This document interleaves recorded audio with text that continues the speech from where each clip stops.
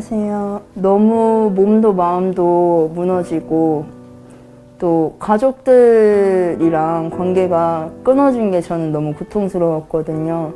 엄마가 아파도 약을 하느라 병원도 가지 못하고 아예 나중에는 이제 가족들이랑 인연을 끊게 됐었어요. 정말 온통 약밖에 없었어요. 제 인생에는 그때 그 순간에는. 그러다 보니까 나중에는 이제 이렇게 살면 뭐하나 이래서 안 좋은 선택을 했다가 다시 깨어난 후에 처음으로 든 생각이 한 번만 평범하게 살아보고 싶다 였거든요. 회복하고자 열망하는 분들이 저는 마지막 보루라고 생각합니다. 그래서 우리가 3년째 사업을 하고 있는데 겉으로 보기에는 뭐 미미한 것 같지만은 한 사람이 천하보다 귀하잖아요. 우리가 이 사업을 통해서 지금 많은 열매들을 맺고 있거든요. 그래서 원래 사업이 끝나더라도 어떤 방법으로든지 간에 우리가 이 센터를 지속해야 되고 이 사업을 계속해야 된다라고 믿습니다. 회복으로 살아낸 회복 속에 살아갈 이야기를 만나봅니다.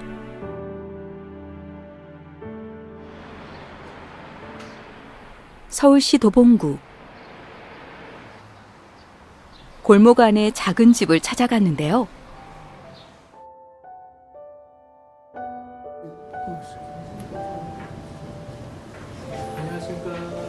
네, 어서 오세요. 예, 여기는 한국중독당사자지원센터입니다. 한국중독당사자지원센터는 중독 당사자들, 알코올, 약물, 도박 중독자들을 당사자의 입장에서 당사자의 시각으로 돕고 재활시키고자 세워진 곳입니다.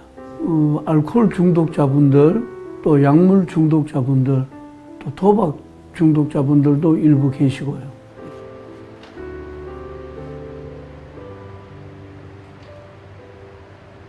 예, 부끄럽게도 제가 한 30여 년 이 중독으로 사람다운 삶을 살지 못했습니다.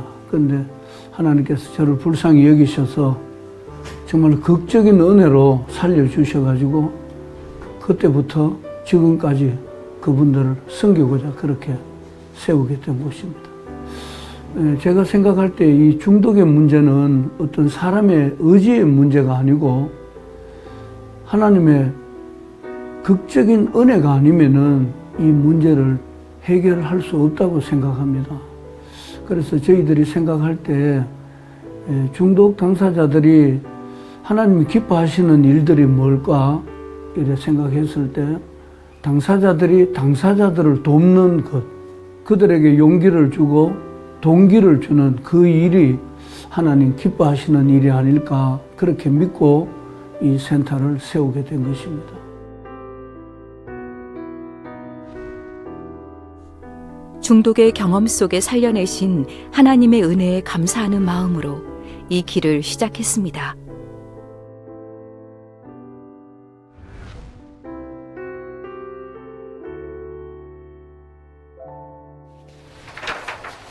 예, 좋았습니다. 예. 교육 잘 마쳤습니까? 네, 잘 다녀왔습니다.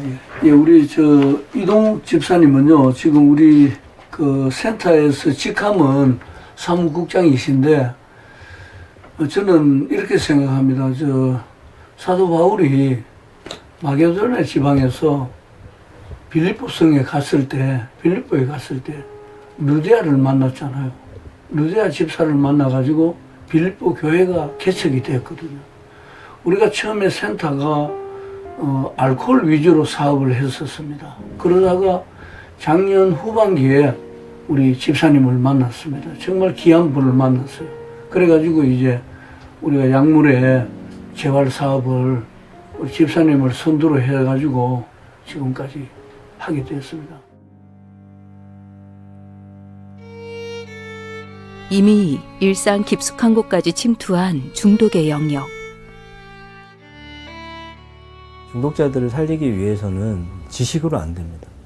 제가 교도소 사역을 좀 많이 하는데 거기 저보다 더 많이 배운 사람들이 많습니다. 석사, 박사들이 중독이 되어서 있어요. 그 사람들이 거기서 공부를 해요. 1년, 2년 수감 생활을 하면서 지식적으로 내가 뭐가 문제가 있는 거지? 의학적으로, 정신분석학적으로 막 공부를 하거든요. 그런데 나와서 회복이 안 되고 계속 교도소를 들락날락해요. 제가 가서 이야기하는 거는 한 가지입니다. 성령 받아야 되고 약을 끊으려면 하나님의 은혜가 있어야 된다. 그래서 담임 목사님이 왜 공간이 필요하냐라고 이제 말씀을 하셔서 나라에서 돈을 받게 되면 종교 이야기를 못 합니다. 결과적으로 제가 거짓말을 해야 되는데 아니면 말을 하지를 말거나 진실을 전해야 되는데 복음을 전해야 되는데 그걸 할 수가 없어요. 중독을 끊을 수 있는 방법은 보혈의 능력 이외에는 아무것도 없습니다. 개신교 쪽에도 저도 교회 보혈의 능력을 믿기에 두 사람은 기도 제목을 조심스레 보내봅니다. 함께 기도해 주실 제목이 좀 나누고 싶은 것들이 있는데요. 다른 게 아니라 저희들이 공간 확보가 좀 절실합니다. 지금 여기 이제 사업비가 이제 올해까지 책정이 되어 있어서 그 사업비를 바탕으로 센터장님과 저는 이제 비상근이고 여기 직원 2명이 있는데 그 직원 2명 급여하고 공간만 있으면 저희들이 이제 저 친구들하고 함께 회복을 도우면서 이렇게 사역을 할 수 있는데 공간이 없습니다. 그래서 그 공간을 위한 확보를 위한 기도를 함께 해주셨으면 좋겠습니다. 한 교회가 한 중독자를 품고 갔으면 그렇게 하면 저희들 당사자 지원센터가 행정적인 것이나 또 어떤 사람을 섬기는 일에 있어가지고 중독이라고 하면 중독 당사자라고 하면 다들 꺼려 하잖아요. 그렇지 않거든요. 예. 그런 부분에 있어서는 우리 당사자 지원센터가 얼마든지 지원하고 그렇게 할 마음을 가지고 있습니다. 그래서 이번 기회에 저희들은 한 교회가 한 당사자를 품고 간다. 이 운동을 했으면 좋겠습니다.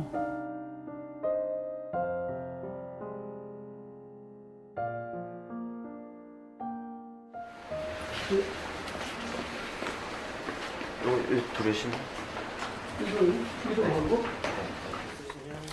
지금 어디 나가시는 분들이신가요? 네, 저 길거리 전도죠. 센터 알리려고 나갑니다. 한 사람이라도 중독에서 벗어날 수 있다면 그 어디든 두 발 벗고 나서봅니다. 지금 심각한 건요. 학생들 약물 지금 우리 국장님들 이야기 한번 들어보세요. 심각합니다. 지금 저희 나라의 교도소가 한 54개 정도 있거든요. 교도소에 54개 정도의 교도소에 마약 사범이 한 5천에서 6천 명 정도 있는 걸로 파악이 되는데 잡히는 인원, 교도소에다 수용을 못해서 잡히는 인원은 2만 명이 넘습니다.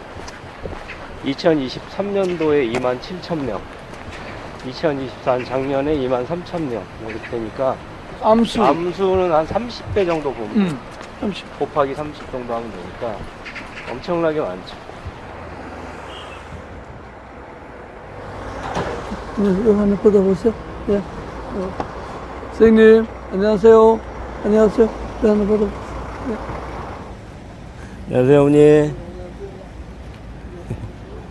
요거 한번 집에 가셔서 살펴보시고 저희 중독 사역하는 친구들인데 이거 뭐예요? 중독 사역하는데 한번 들어가서 한번 보세요. 뭐? 네. 여기 차. 올라오세요. 올라오세요. 네. 안녕하세요. 어머니. 안녕하세요. 이거 가자. 한번 보세요. 일반인들에게 이게 필요가 없을 것 같은데 방금도 어떤 아주머니 한 분이 뭐 하는 곳이냐고 이렇게 물었어요. 그래서 우리가 중독 당사자 지원센터라고 이야기를 하니까 아마 남편분이 중독 문제를 가지고 있었는데 어떻게 이야기할 어떤 곳을 찾지 못했던 것 같아요. 그렇듯이 이 중독은 중독자들이 나서질 못합니다. 나타나질 못합니다. 그런 가족들, 그 가족들 가운데에 이 문제를 안고 있는 분들이 우리의 대상이 되기 때문에 일반인이라고 하지만 그분들 가족 가운데 이 문제를 가지고 있는 분들이 많거든요. 그래서 이런 시간에 사람들이 많이 다니는 곳, 이런 곳에 나와서 이 센터를 알리는 일을 하기도 합니다. 그 회복하고자 열망하는 분들이 저는 마지막 보루라고 생각합니다.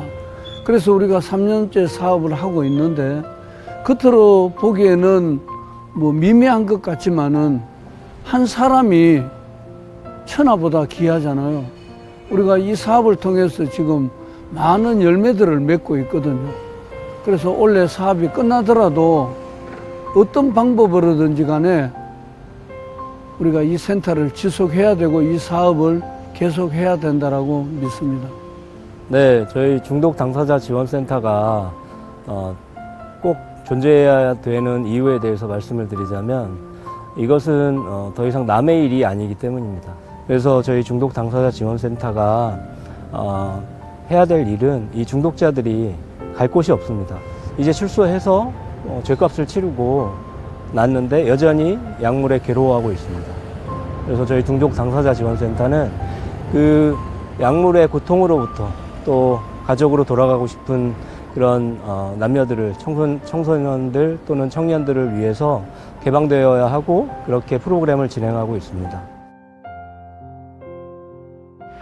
안녕하세요, 원장님. 예, 아이고, 원장님 바쁘신데 오셨네. 예. 그날 오후 반가운 손님이 찾아왔습니다. 당사자들 활동, 또 취업 훈련, 거기에 쓰고 있어요. 지금 저하고 이제 그 사무국장 이동욱 집사는 그 사례를 안 받거든요.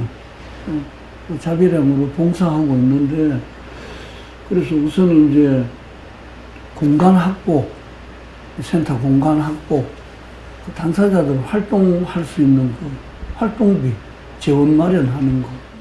그 다른 뭐 고액, 지금 경제가 또 어렵고 지금 나라가 지금 또 어수선하고 이러니까 어떻게 뭐. 오랜만에 만나서인지 어려운 마음을 털어놓는 김 센터장. 중독을 왜 지원해야 되냐라는 부분에 있어서는 사실 그런 질문 자체가 이상한 것 같아요. 당연히 해야지 되는 거고, 근데 왜 당연한가 하면 중독 문제를 갖고 계신 분들도 우리와 같은 사람이고 우리 가족이거든요. 제가 이제 내동화 세상이라는 그 중독 재활 시설에서 시설장으로 일을 하고, 또 여기 당사자 지원센터에서 이분들에 대한 지원을 이제 도우면서 가장 얻게 되는 부분들은, 우리는 그 중독 문제를 갖고 계신 분들이 중독 상태에 있을 때의 모습만을 보고 안 된다, 이 사람들은. 그리고 문제만 많은 사람들이다라고 생각을 하시거든요. 그런데 사실 중독으로부터 회복해서 이 회복의 과정을 걸어가시고, 그리고 일상생활을 잘 해나가고 계신 분들에 대해서는 별로 알고 있지를 못하세요. 다시 말하면 이 중독 문제가 어떤 고질병과 같고, 이 중독도 사실은 충분히 회복해서 일상의 삶으로 돌아갈 수 있거든요. 그렇기 때문에 중독을 왜 지원을 해야 되느냐라고 했을 때는 이분들이 충분히 우리와 같은 인간다운 삶을 살아내실 수 있고 또 그럴 권리가 있다. 그런 측면에서 당연히 우리는 지원을 해야 된다라고 생각을 합니다.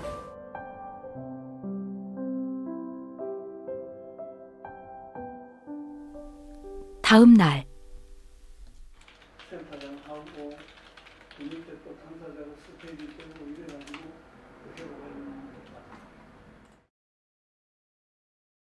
팀장님, 네. 그 중간 평가 잘 돼 갑니까? 네, 잘 준비. 예. 열심히 준비하고 있어요.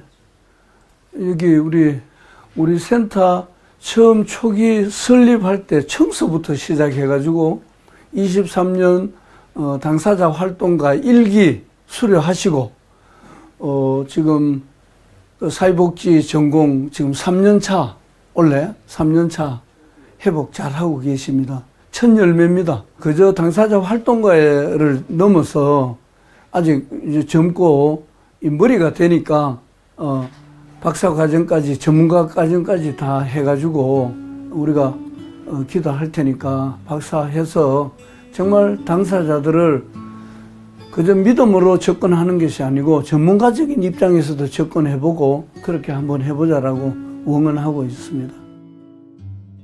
그때 참 제가 제 존재를 스스로 느끼지 못하고 주변의 사랑을 참 느끼지 못했던 것 같습니다.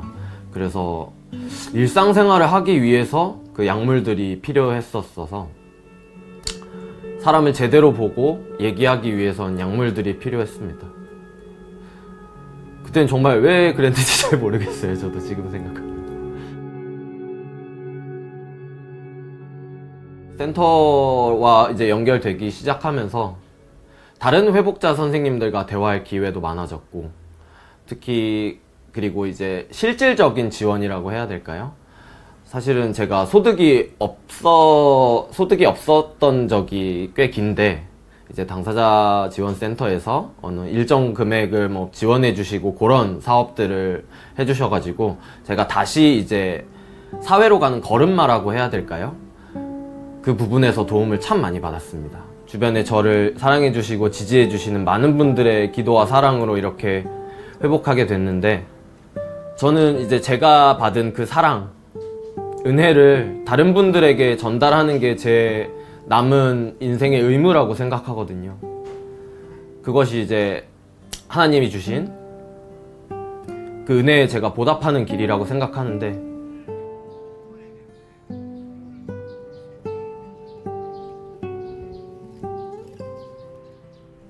그날 저녁 12단계 프로그램이라고 이제 알코올이나 약물 회복하고 싶은 선생님들이 전국에 이제 많이 계신데, 6시부터는 저녁에 저희가 이제 오프라인으로 여기 와서 대면으로 이제 프로그램을 진행하는데요. 멀리 계신 분들, 뭐 울산, 마산, 전국에 있는 분들이 함께 할 수 없어서 저희들이 좀 아이디어를 내서 줌이라는 그런 공간을 통해서 함께 이렇게 회복 프로그램을 하고 있는데, 이거 지금 준비하고 있는 중입니다. 12단계 재활 프로그램은 뭐 익명의 알코올 중독자들 또는 익명의 약물 중독자들이 오랫동안 이제 어떻게 하면 회복을 할 수 있을까 해서 전 세계적으로 이제 인정을 받은 프로그램인데, 술이나 약을 끊으려면 영적으로 좀 각성이 되어야 되는구나. 그래서 1단계부터 12단계까지 이렇게 차례대로 단계를 실천을 하고 또 프로그램을 함께 공부해 나가는 그런 프로그램입니다. 잘들 지내셨어요? 네. 질문을 제가 읽어볼게요. 본정신으로의 회복과 관련하여 어떤 기대를 갖고 있는가? 그것은 현실적인가? 비현실적인가? 제가 먼저 말씀을 드리면, 저는 이제 뭐 크리스찬이니까 두 가지 답이 좀 있을 것 같아요. 첫 번째는 하나님의 창조의 목적에 내가 맞게 살고 있는가? 그건데, 요거 이제 말씀을 드리면, 제가 요즘 이제 늘 마음에 좀 품고 사는 그 어떤 성경 구절이 있는데, 항상 기뻐하라. 여기 첫 번째인 것 같아요. 하나님이 생명을 주신 거는 누리라라는 건데, 내가 어떤 일을 할 때 진짜 기뻐서 하나? 아니면 그냥 마지못해 하나? 근데 어차피 할 일이라면 이왕이면 기분 좋게 하는 게 좋잖아요. 저는 이제 하나님이 나를 왜 만드셨지? 그러니까 신이 그런 기대를 좀 가지고 있는 것 같아요. 그래서 그거를 좀 찾고 있는 부분이 있는데, 살고 싶어서 하나님께 달려온 사람들이 마음 편히 쉴 수 있는 곳, 그곳이 한국 중독 당사자 지원센터입니다.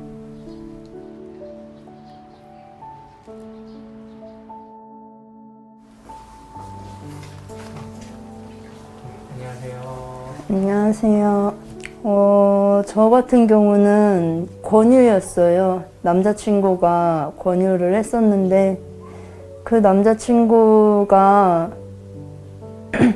너무 생긴 것도 멀쩡하고, 또 제가 생각했던 그런 중독자의 모습이랑 많이 달랐거든요. 그런 사람이 저한테 이제 한 번만 해보고 다시는 하지 말자고 약속하라고 해서 그럴 수도 있는 거구나 하고 약물을 하게 됐는데 멈춰지지는 않더라고요.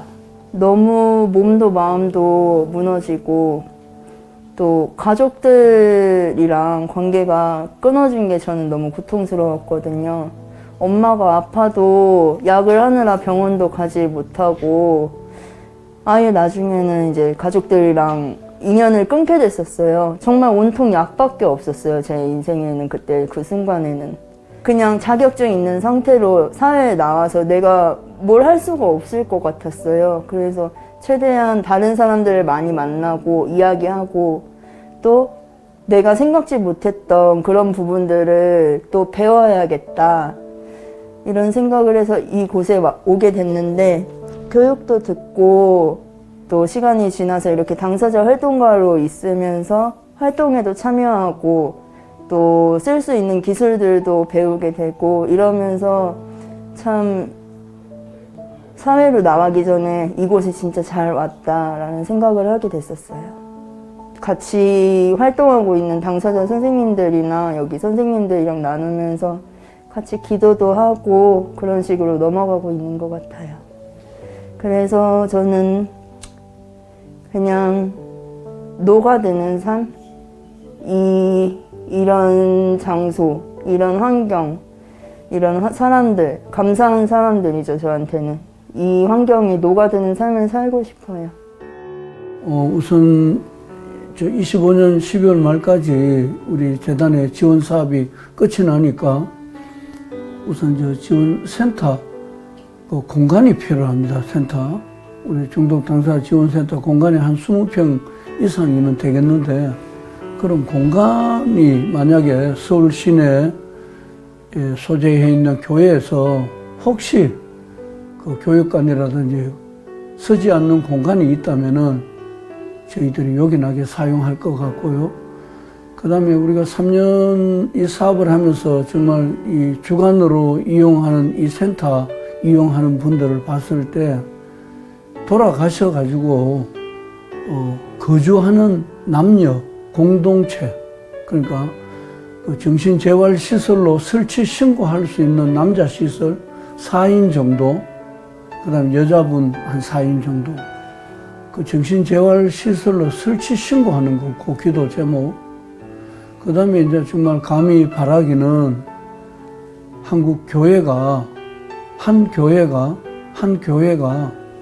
한 중독 당사자를 품고 가는 그런 사역이 일어났으면 좋겠습니다.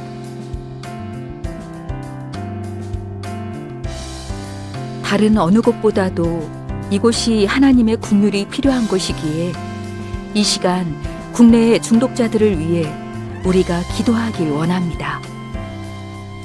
하나님, 지금 이 시간 이들 위에 보혈의 능력을 부으사 거짓된 모든 중독에서 벗어나고 참 진리를 수호하는 주님의 군사가 다 될 수 있도록 은혜의 은혜를 더해 주시고 여호와 라파 하나님을 경험할 수 있도록 인도하여 주시기를 기도합니다.